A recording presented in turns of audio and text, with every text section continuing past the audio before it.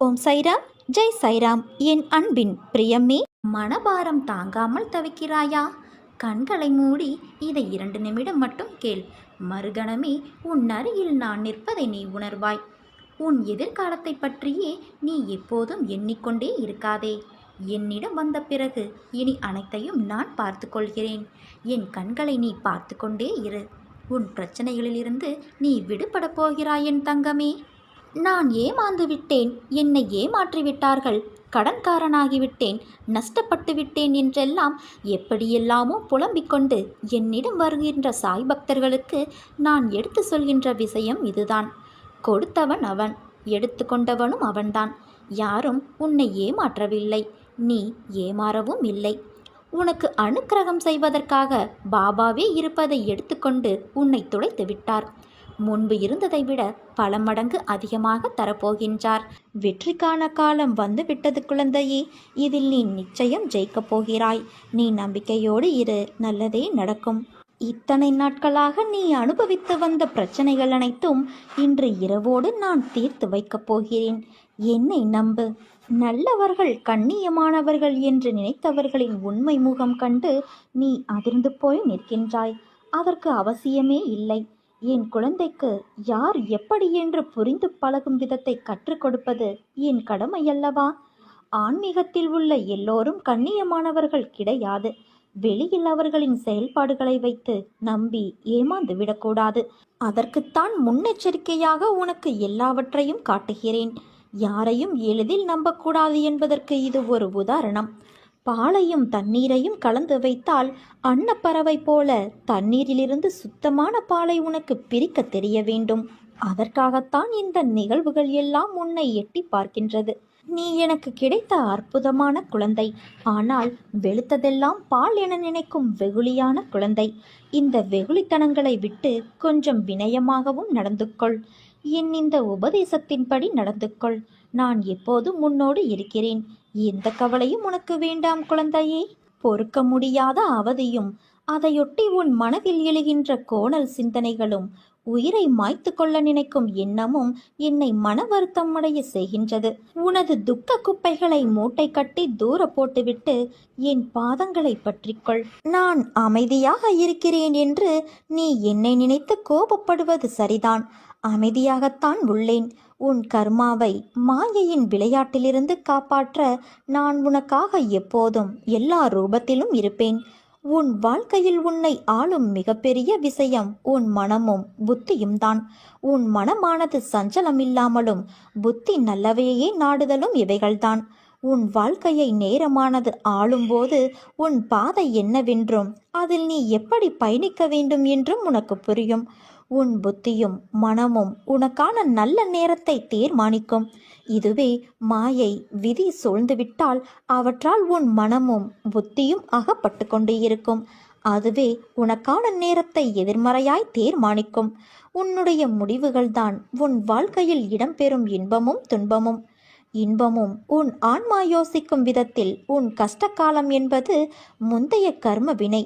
அதாவது நீ தெரிந்தோ தெரியாமலோ செய்த தவறுகள். அவற்றின் கணக்கை விதி பார்த்து கொண்டேதான் இருக்கும். அதன் பொருட்டே உன் கடினமான நேரங்கள் நிர்ணயிக்கப்படும். அதனால் நீ எதற்கும் மனம் தளராதே. வாழ்வில் இன்பத்தை கண்டு மட்டுமே வாழ முடியாது. அதை போல துன்பத்தை கண்டு மட்டுமே வாழ முடியாது. இரண்டும் சம அளவுதான். அதே போலத்தான் நல்லவை என்றும் திகட்டாது. ஆனால் தீமைக்கு ஒரு முடிவு உண்டு. அந்த முடிவில்தான் ஒவ்வொரு நிகழ்வின் ஆரம்பமாகும். நியாயத்தின் சாயல் அப்போதுதான் செய்த வினை கர்மா என்ற பெயரில் ஒருவரை ஆட்கொள்ளும். உன்னில் உன் தந்தையான நான் இருக்கிறேன். சில நேரம் உன்னை நீயே வெளி தோற்றத்தில் உணர்கிறாயா? உன் உள்மனதில் ஆன்மா ஒரு பக்கம் இருக்கும், இன்னொரு பக்கம் ஏதோ ஒன்று உன்னை தனியே இழுப்பது போல உணர்கிறாயா? அது மாயை செய்யும் வேலை. அதை இப்போது உணர்ந்திருப்பாய். அதனால் நீ எதற்கும் பயப்படாதே, கலங்காதே. உன்னில் நிச்சயம் வெற்றி என்ற தீபத்தை நான் ஏற்றுவேன். உனக்கு அனைத்துமாய் அகிலத்தின் ரூபமாய் நான் இருப்பேன். சித்திரமாக இருந்தாலும் சிலை வடிவமாக இருந்தாலும் என் ரூபத்திற்கு உயிர் கொடுத்து நீ வாசம் செய்யும் இடத்தில் இருந்து கொண்டு உன்னை நான் வழி நடத்தி செல்வேன். என் செல்ல குழந்தையே, நிராகரிப்புகளைக் கண்டு நீ நெஞ்சு உடையாதே. உன்னை யாராவது தூக்கி எறிகிறார்கள் என்றால் இறைவன் உன்னை மேலே தூக்கி விடுகிறான் என்று அர்த்தம். வளமான வாழ்வு உனக்கு அமையப் போகிறது. அதற்குத்தானே உன் வாழ்வில் இத்தனை போராட்டம். அதை வேண்டித்தானே நீ என்னிடம் வந்துள்ளாய். வளமான வாழ்வு உனக்கு நான் ஏற்கனவே அமைத்து தந்துள்ளேன். அதை உன் நேர்மறை எண்ணத்தால் நீ ஈர்க்க முயன்றால் நிச்சயம் நீ வெற்றி காண்பாய். வளம் அனைத்தும் நிச்சயம் நீ பெறுவாய். நீ எதை நல்ல மனதோடு தேடுகிறாயோ அது உன்னை வந்து சேரும். நீ என் திருவடியை பிடித்து விட்டாய். ஒவ்வொரு நாளும் எது மாறினாலும் உன் கவலை தரும் எண்ணங்கள் மாறாமல் இதுவரை உன்னை வாட்டியது. இனி அவை கொஞ்சம் கொஞ்சமாக குறையும். முன்னேற்றமான காலம் மீண்டும் ஒரு முறை ஆரம்பிக்கப் போகிறது. உன் நம்பிக்கையை உன்னை ஒவ்வொரு நாளும் காப்பாற்றப் போகிறது. உன் வாழ்க்கையில் நடக்கும் விஷயங்களும் இப்படி நடப்பதற்கு உன்னுடைய அவசரமான முடிவும் தான் காரணம். கொஞ்சம் நிதானமாக யோசி. பொறுமையாக இருந்து முடிவு செய். ஒருவர் உன்னை கஷ்டப்படுத்தினால் அவர்களை விட்டு நகர்ந்து விடு. அவர்களுக்கு எந்த பதிலையும் நீ சொல்லாதே. அப்படி நீ பேசினால் உன் மனம் ஏற்கனவே வலியால் இருக்கும். அந்த வலி உன் மனதை இறுக்கி வார்த்தைகளால் அதை வெளிப்படுத்தும். அது கோபமாக காட்சியளிக்கும். அது உன் தவறு இல்லை. ஆனால் அது கோபமாய் வெளிப்பட செய்யும். கோபம் தவறு அல்ல. அது அடுத்தவர்களை வார்த்தைகளால் காயப்படுத்துவதுதான் தவறு என்று உன் தந்தையான நான் கூறுகிறேன். உன்னை அவர்கள் கோபத்துக்கு உரியவர் என்று சித்தரித்து உன்னை விட்டு போய் விடுவார்கள். உனக்கு கெட்ட பெயர் ஏற்படும். அதனால்தான் சொல்கிறேன், கோபம் வரும் நேரம் என் நாமத்தை உச்சரி. அது உன் மனதை சரி செய்யும். நான் இப்படி நடந்து கொண்டேன் என்று என்மேல் கோபமா என்றுதானே கேட்கிறாய்? என் செல்ல பிள்ளையின் மீது நான் எப்போதும் கோபப்படமாட்டேன். என் உயிராய் உன்னை நினைக்கின்றேன். அப்படி இருக்கையில் உன்னை எப்படி நான் கோபத்தால் காயப்படுத்துவேன்? என்றும் என் பிள்ளையிடம் நான் கோபப்படமாட்டேன். ஆனால் அவர்கள் உன்னை தனித்து காயப்படுத்தினார்கள் என்பதற்காக நீயும் அவ்வாறு நடந்து கொண்ட விஷயம்தான் எனக்கு வருத்தம் அளிக்கிறது. உனக்கும் அவர்களுக்கும் வித்தியாசம் இருக்கிறது. அவர்கள் உன் மனதில் வலியை ஏற்படுத்தியவர்கள்தான். அது எனக்கு நன்றாக தெரியும். உன் மனதை ரணமாக்கி விட்டார்கள். எனக்கு உன் வலி புரிகிறது குழந்தையே. உன் ரணத்திற்கு உன் தந்தையான நான் மருந்து தருகிறேன். எனக்கு என் பிள்ளை மற்றவர்கள் போல பழிக்கு பழி என்று இருத்தல் கூடாது என்பதுதான் என்னுடைய முழுமையான குறிக்கோள். உனக்காக உன்னை எல்லாவுமாய் பாதுகாத்து நான் அன்பால் அரவணைப்பேன். அதனால் நீ எதற்கும் பயப்படாதே, கலங்காதே. உன்னில் வெற்றி என்ற தீபத்தை நான் ஏற்றுவேன். என் தங்கமே, உன்னை எல்லோரும் தூக்கி எறிந்து விட்டார்களே என்று கலங்காதே, கவலை கொள்ளாதே. அவர்களுக்கு எல்லாம் தெரியாது என் உயிரான அன்பு குழந்தையை தூக்கிவிட என்றும் உன் தந்தையான நான் இருக்கிறேன் என்று. நீ நம்பிக்கையோடு இரு, நல்லதே நடக்கும். நீயாக என்னை தேடி வரவில்லை. எந்த தெய்வத்திடம் நம் கஷ்டங்களையெல்லாம் சொல்லி அழுவது என்று நீ மருகி நின்றபோது நான் இருக்கிறேன் என்று திருவிழாவில் தொலைந்த குழந்தையை தேடும் தாயாய் நான் தான் உன்னை தேடி வந்தேன். அந்த அளவிற்கு நான் உன்னை நேசிக்கின்றேன். உன் பூர்வ புண்ணியம் மிகவும் பெரியது என் குழந்தையே. உன் மூதாதையர்கள் உன் தாய் தந்தை செய்த புண்ணியங்கள் நிறைய இருக்கிறது. அதனால்தான் நான் உன்னை தேடி வந்தேன். நான் உன்னோடு எப்போதும் இருக்கையில் நீ எதற்குமே கலங்கக்கூடாது. உனக்கு வேண்டியதை நான் செய்வேன். என் குழந்தைகளின் நல்வாழ்வுக்காகவே அவதரித்து வந்தவன் நான். நீயோ நான் தேடி கண்டுபிடித்த புதையல்.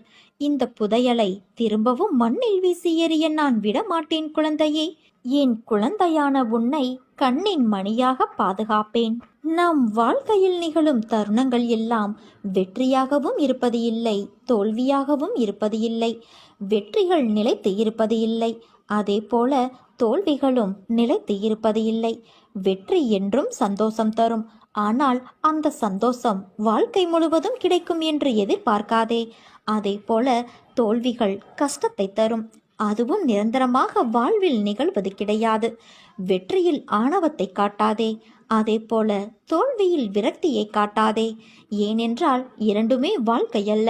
ஜெயிப்பவர்கள் தோற்பார்கள், தோற்பவர்கள் ஜெயிப்பார்கள். அதிலிருந்து என்ன பாடம் கற்றுக்கொள்கிறாய் என்பதுதான் உண்மையான வாழ்க்கை. அதன் வெற்றி பாதை உனக்கு தெரியும். பாதை தெரிந்தால்தான் சேரும் இடமும் சரியாக அமையும். அதனால் உன் பாதைகளை சீராக்க நீ முயற்சி செய். இன்று என்மேல் கோபம் கொண்டாய். நீ நினைத்த நிகழ்வு நடக்கவில்லை என்றால் அது நடக்காமல் போனதற்கு காரணம் அதைவிட ஒரு நல்ல சூழ்நிலை நடக்கும் என்றுதான். உனக்குள்ள கேள்விக்கு நான் விடையும் அளித்தேன். தேவையில்லாத விஷயங்களை எண்ணாதே. உன்னோடு நான் இருக்கிறேன். உன்னை நல்ல வழியில் நான் அழைத்துச் செல்வேன். இது என்னுடைய சத்திய வாக்கு. என் குழந்தைகள் கோபித்துக் கொள்ளலாம், ஆனால் நான் உன்னை கோபித்துக் கொள்ள மாட்டேன். அப்படி நான் கோபம் கொண்டாலும் என் பிள்ளையான உன்னை நல்வழிப்படுத்துவதற்காக மட்டுமே அது இருக்கும். யாருடைய பாவங்கள் எல்லாம் மறக்கப்படுகிறதோ அந்த அதிர்ஷ்டசாலிகளே என்னை வணங்கும் பாக்கியத்தை பெறுவார்கள். யார் ஒருவன் நல்லவனோ கெட்டவனோ அதை நான் பார்ப்பது இல்லை. என்னை நம்பி முழுமையாக சரணடைந்து விட்டவர்களை நான் புறம் தள்ளுவதும் இல்லை. அவர்களுடைய அனைத்து விஷயங்களுக்கும் நான் பொறுப்பேற்கிறேன். அவர்களை காப்பதே என்னுடைய வேலை. அவர்களின் நன்மை தீமை கணக்கை பார்த்து காப்பாற்றும் தன்மையுள்ளவன் அல்ல நான். அதை வேறு ஒருவன் பார்த்து கொள்வான். அதற்கேற்ப பலனும் தருவான். நான் தரும் நன்மைகள் அனைவருக்கும் பொதுவானவை. என் தராசு தட்டுக்கள் யாருக்காகவும் இறங்குவதும் இல்லை, ஏறுவதும் இல்லை. அதே போல என்னை 40 ஆண்டுகள் வணங்கியவனாக இருந்தாலும் சரி, 4 நாட்கள் மட்டும் வணங்கியவனாக இருந்தாலும் சரி, ஆத்மார்த்தமாக என்னை நோக்கி கூப்பிட்டால் உடனடியாக நான் பதில் கூறுவதற்கு என்ன தேவை என்பதை நான் முற்றிலும் நினைவில் வைத்திருக்கிறேன். உன்னை துன்பச் சேற்றில் மூழ்கிவிட நான் ஒரு காலம் சம்மதிக்க மாட்டேன். உன் துக்கம் நிச்சயமாக மகிழ்ச்சியாக மாறும் குழந்தையே.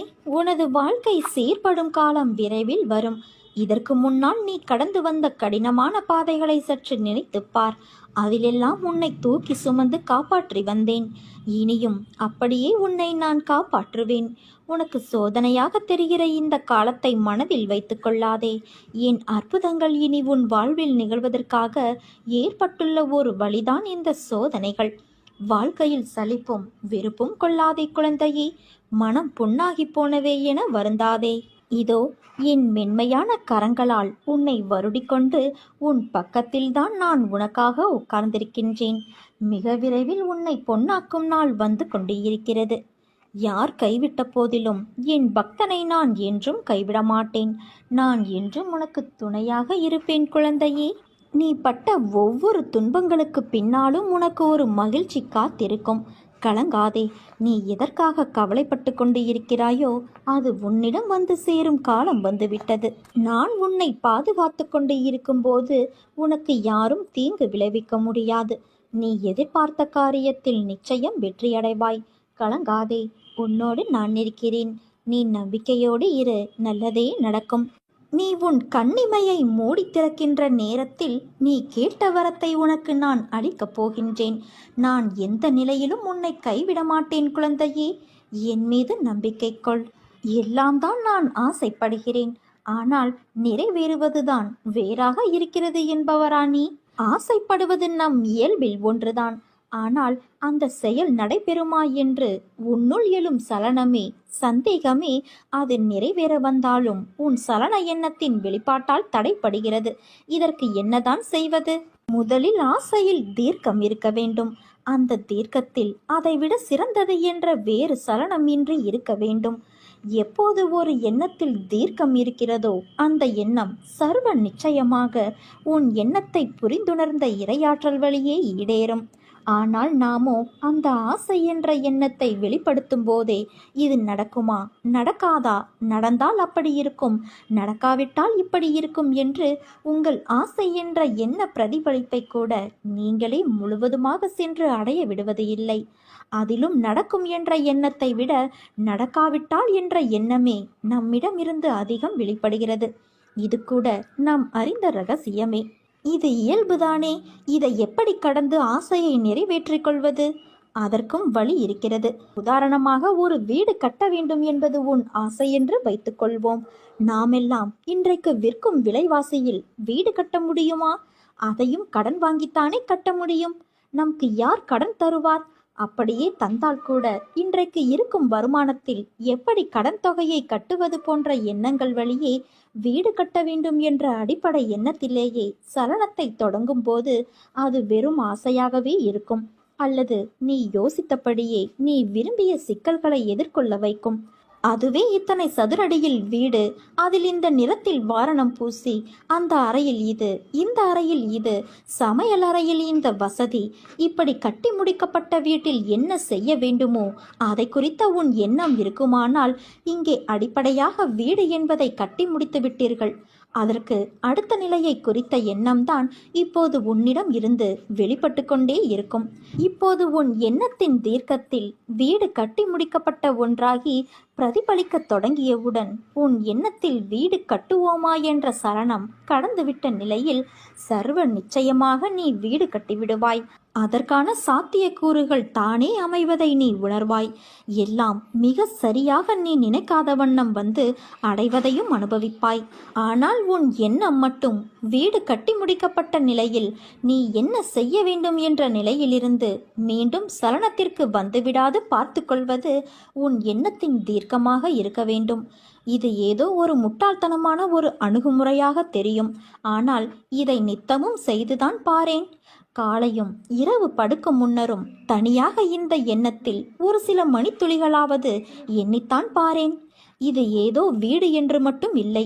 உன் ஆசை எதுவானாலும் அதை கடந்த நிலையில் இறையாற்றலை முன்னிறுத்தி நீ உன்னுள் பொருந்தி ஓர் தவமாய் இந்த எண்ணம் வெளிப்படட்டும். சர்வ நிச்சயமாக அது நிறைவேறும் என்பது மட்டும் உறுதி. எண்ணியதை எண்ணியவாறே அருளிக்கொண்டே இருக்கும் இறைவன் என்றும் உன்னோடு இருக்க எண்ணத்தில் தெளிவு இருந்தால் போதும். அனைத்துமானவனால் சாத்தியமாகும். உனக்கு தராத வேறு யாருக்கு தரப்போகிறேன்? என்னையே உனக்கு நான் கொடுத்து விட்டேன். பிறகு உனக்கு வீணான கவலை எதற்கு? என்னிடம் இருந்து உனக்கு ஒரு ஆச்சரியமான பரிசு கிடைக்கும். வரவிருக்கும் வாழ்க்கை மகிழ்ச்சி ஆச்சரியங்களோடு நிறைந்ததாக இருக்கும். என் வார்த்தை மீது நம்பிக்கை வை.